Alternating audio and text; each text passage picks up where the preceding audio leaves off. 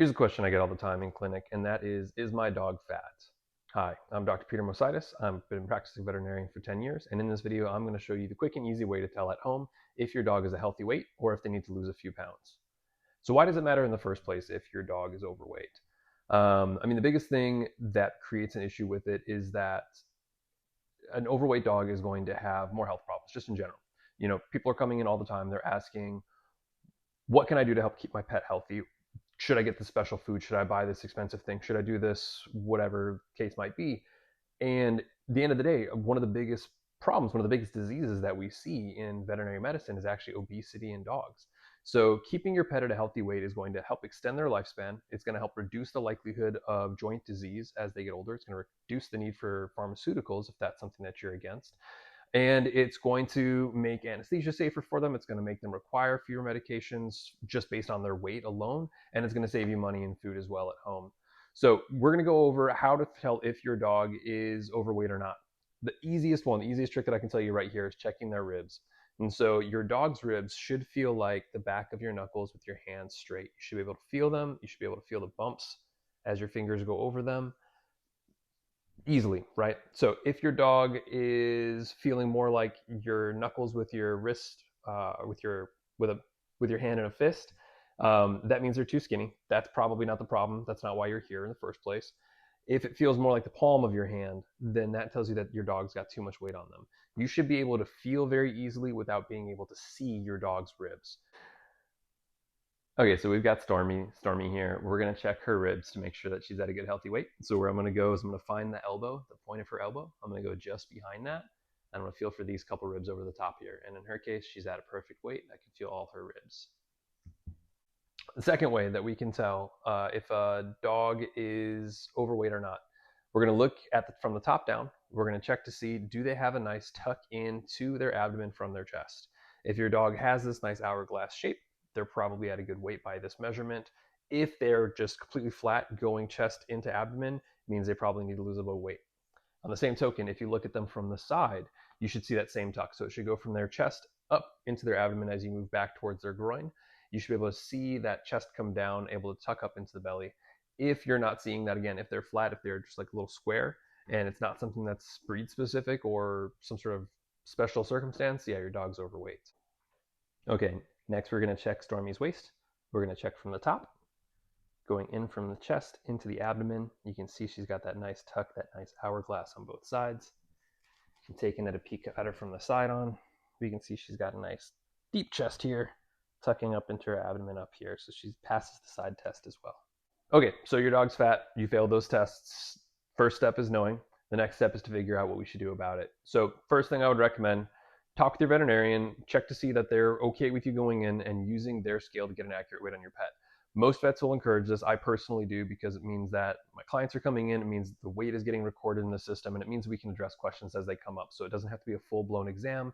They can get good advice in the moment, in person, in a way that doesn't take them a lot of time outside of just getting that weight. It doesn't take my staff or myself a lot of time, and lets us touch base, lets those other questions naturally arise. If you're not able to get into your veterinary office or your local veterinary office to be able to get that weight taken, the next best thing is to just, if you're able to, hold your dog, step on the scale yourself, step off the scale, put your dog on the floor, step on the scale yourself, subtract the two weights from each other. It's not going to be the perfect measurement, but it's going to get you pretty close, within a pound or two typically. So your dog is overweight. What do we do next? First thing is measure the food they're taking. You would not believe the number of times that I have the conversation about, my dog is too fat, I think I feed them a good amount. I ask what they're feeding, and they say a cup. And in my mind, I think a cup, 8 fluid ounces, the measurement that we would use in cooking. What I find out when I ask for a picture of the cup is that they're using like a beer stein, like something that's like a big gulp from 7-Eleven, right? That's not a cup. So make sure that you're using standardized measurement. The next thing that you're going to want to do is use a calorie calculator for your dog or your cat.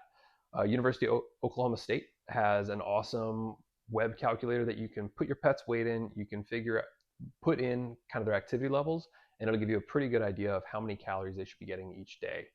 Once you know that, you're going to need to go to the dog food that you're feeding, either on the can, on the bag, or on their website.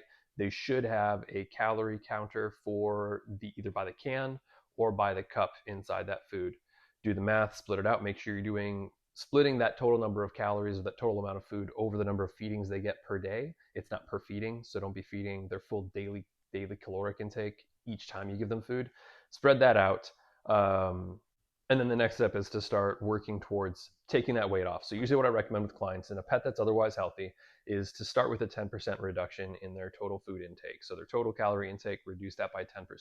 That will usually make up for differences in what you think that their activity levels are and what their activity levels actually are, without necessarily pulling away too many nutrients. If we're not seeing significant progress with that 10% reduction, double check, make sure that you don't have any family members, friends, neighbors that are make sure you're not yourself giving them treats or human food or anything outside of that, or supplements, anything outside that calorie count that you already made. If you are, cut those out first, because all the treats, all the human food, generally consider those empty calories. Human food tends to be really nutrient dense. There's a lot of calories per ounce. That's why it tastes so good.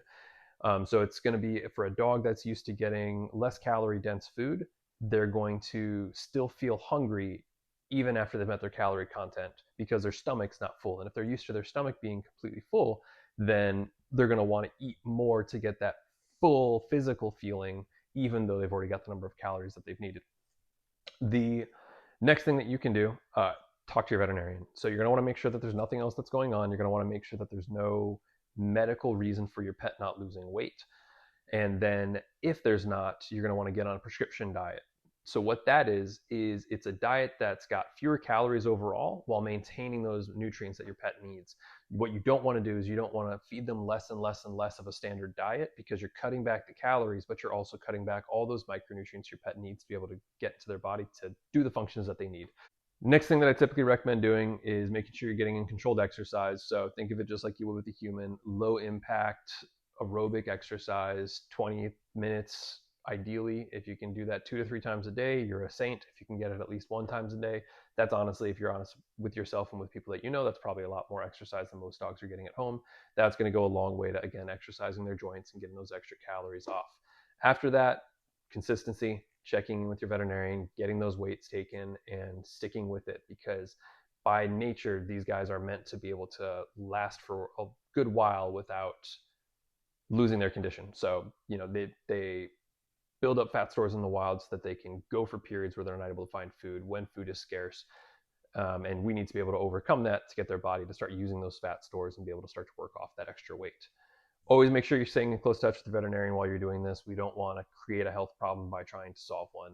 So just keep in touch with them. And if you're in the Vero Beach area, always feel free to reach out to us at Mermaid Vet Hospital as well.